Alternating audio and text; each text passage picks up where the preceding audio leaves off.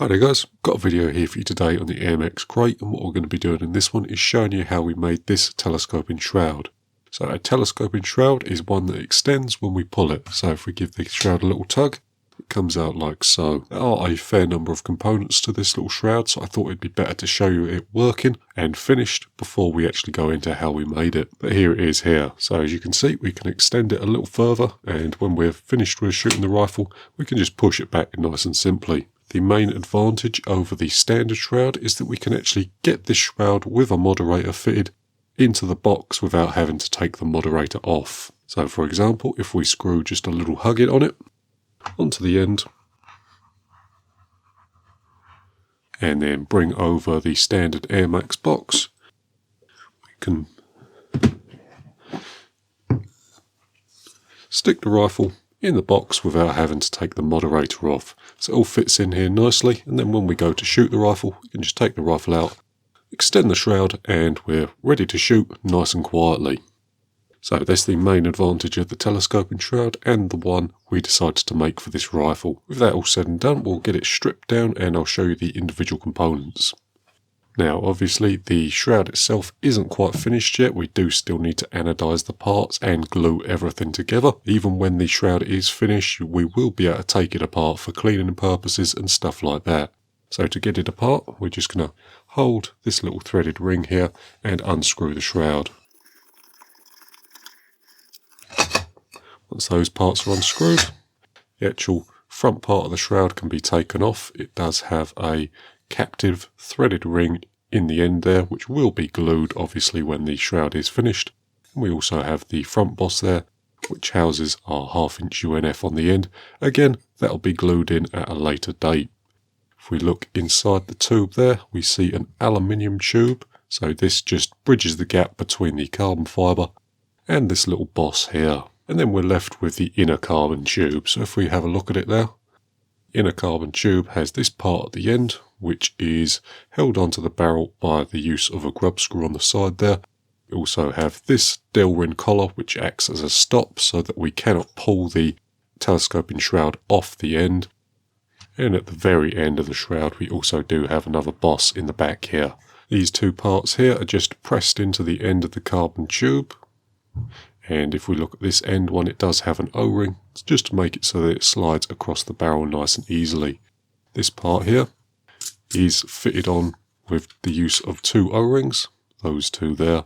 So as we push this on, it's a nice tight fit around the carbon fibre tube, and this just secures the back of the shroud to stop it wobbling around. But there that is there. And then if we look at the inner carbon tube, we see 2 bosses, one at either end.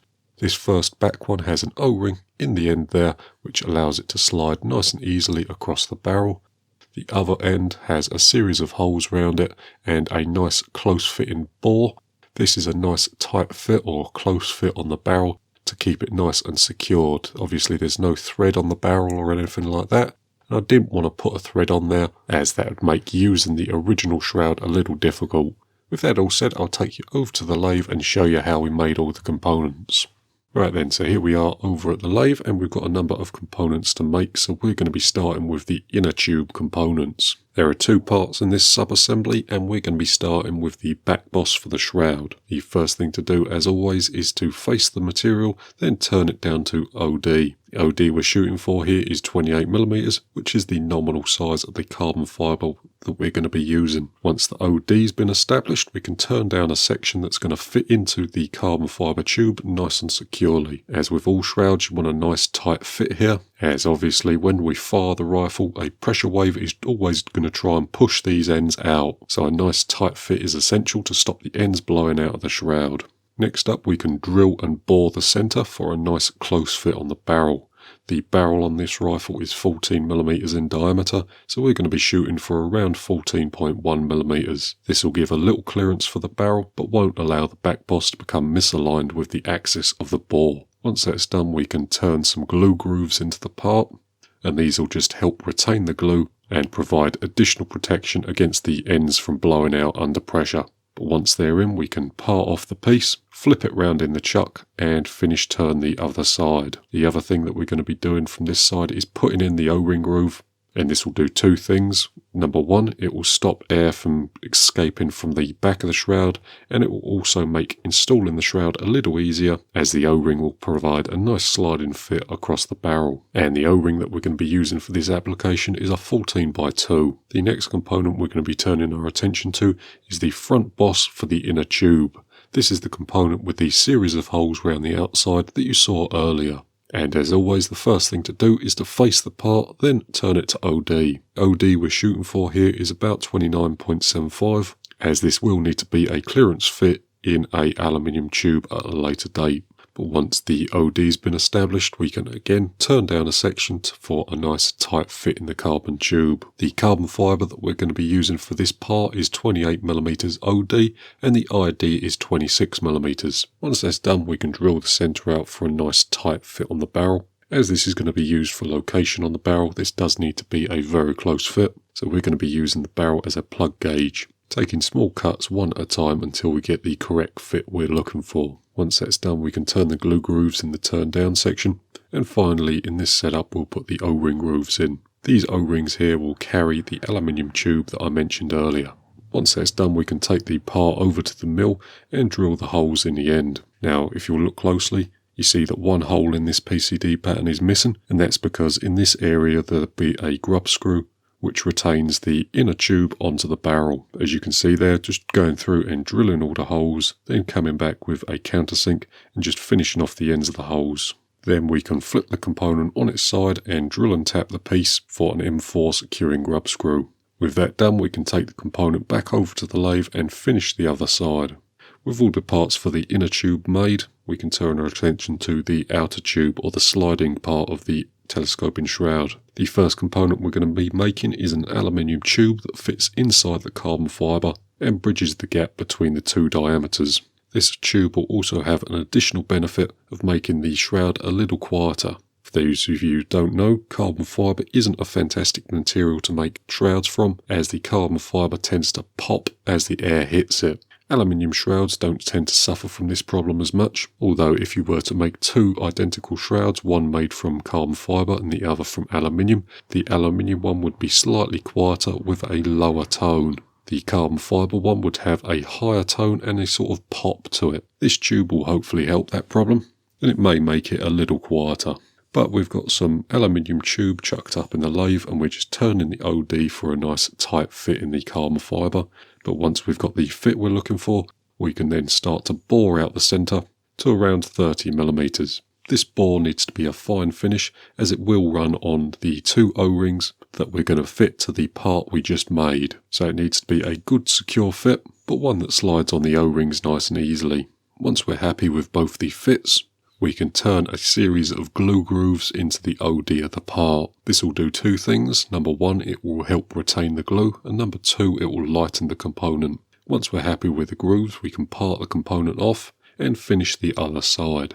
Next up is the front cap, and this is the component with the 1/2" UNF. First thing to do is to face it, then turn the end down to 12.7mm, and that will allow us to put a 1/2" UNF on it. Once the diameter's been established, we can put a 45 on the end and then create a thread gutter at the back. Next up, we'll drill the end out 6mm and then come back with a chamfer and just put a nice deep chamfer on the front. This is obviously a 177 rifle, and a 6mm hole gives us 1.5mm of clearance, so 0.75mm either side. That should be plenty. If you wanted a quieter shroud, you could make this hole smaller, although I've found 6mm to be the happy medium. It's small enough to create a good sound moderation without having to worry about clipping. But once that's done, we can thread the end 1/2" UNF. We're doing this with a full form cutter. Once it's cut to depth, we can test it with our thread gauge and make sure it fits correctly. After that's done, the part can be taken out the lathe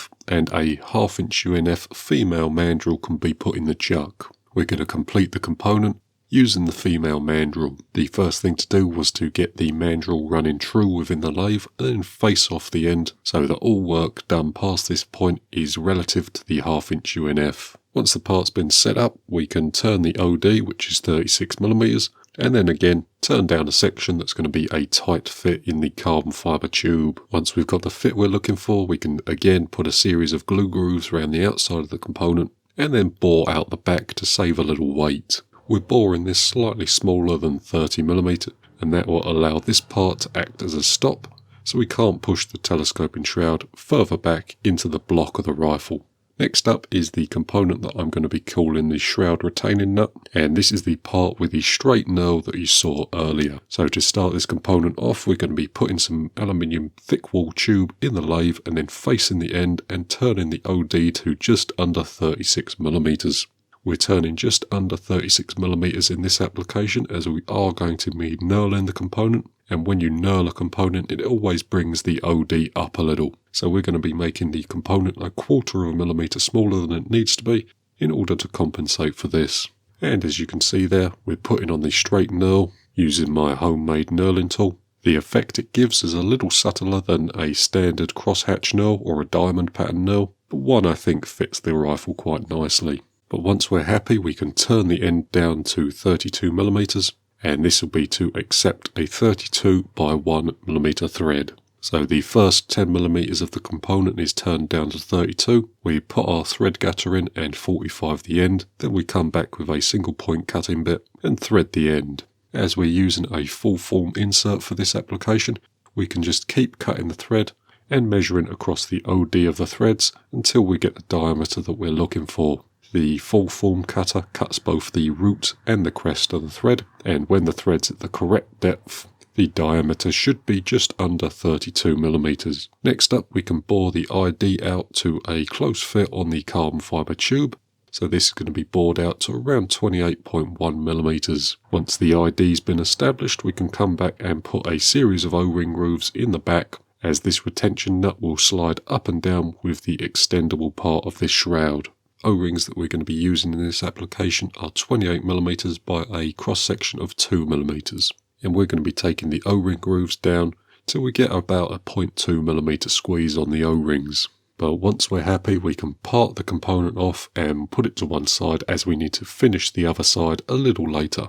The last component that we're going to be making is the thread ring. This is the part that's going to fit in the back of the shroud and allow the shroud to screw onto the retention nut that we just made. So first thing to do is turn the OD to 36mm, then as you've seen before, turn the end down for a close fit in the carbon fibre and put a few glue grooves in it. Once that's done, we can bore the ID out to 31mm, and this is done to accept the 32 by 1mm thread that we're going to be putting in. Before we put the thread in though, we are going to be creating a thread gutter in the back of the component, as well as a chamfer for this side of the threads. And we're doing that by just using the back face of the tool. Once that's done though, we can put a threaded boring bar into our tool post and create the thread. So as we said earlier, this is a 32 by 1 thread, and we're just taking it out nice and slowly, using the part we just made as a gauge for the threads. Once we've got the fit we want, we can take some Scotch-Brite and just clean the threads up a little,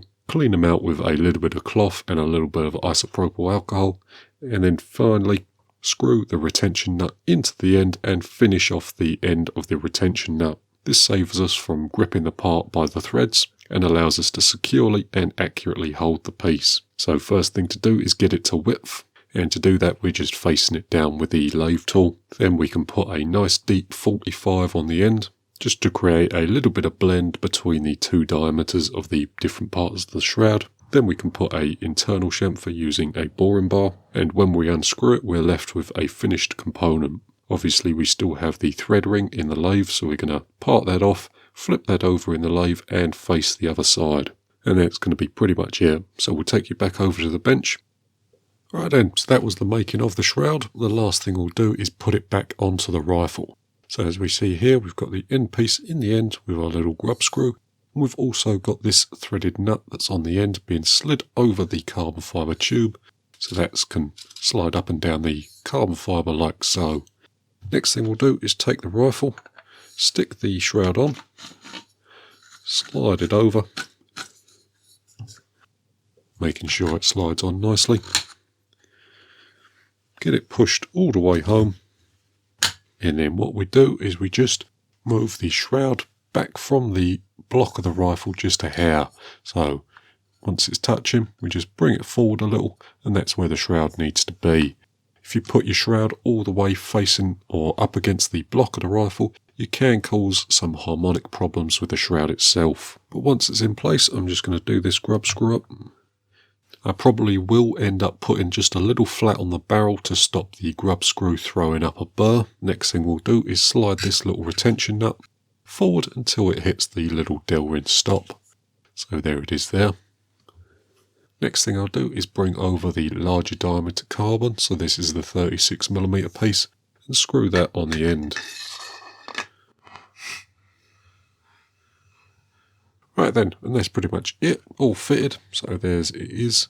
It's not quite finished yet, obviously. We still have to anodise the individual components, and we have to do a couple little things like putting a small flat on the end of the barrel, but apart from that it's pretty much done. I probably will end up making a little mod for the rifle, as the one that I have been using up until this point, the Hug-It Bolita, is a little small for this particular shroud. So the Bolita itself is about 31mm, whereas the shroud is 36. The last thing I'll leave you with is just a demonstration of how quiet it is. So this is with the shroud fully extended. I will need to keep a hold of the end cap to stop it blowing off, as it's not glued in yet. But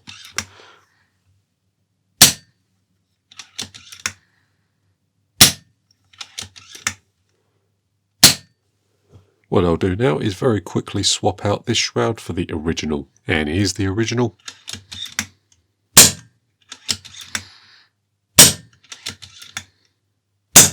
So hopefully you can hear the difference between the two shrouds there. The one we've just made, the telescoping one, is a little quieter, but obviously I'd hope so, as it's a little longer and obviously a little thicker. The main benefits of the telescoping shroud is that we can fit it in the case without having to remove the moderator every time we go to box up the rifle. Another thing I've noticed with this rifle is that the amount we do the shroud up changes the point of impact. So the shroud is affecting the position of the barrel slightly, and that will lead to point of impact shift and a few other negative points. So we're going to be getting rid of the threaded boss that's on the front of the block, so I took my one out. They are just screwed in. My one wasn't fitted with any Loctite or anything like that, so I just gripped it, unscrewed it, and it came straight out. The only other thing that I will mention I had to do is make some small packing pieces that go under these pieces of pick rail on the side of the block, so just 2.5mm thick, and that allowed me to get the thicker carbon fibre shroud onto the barrel. But apart from that, that's going to about do it for this video, so thanks for watching and we'll see you in the next one.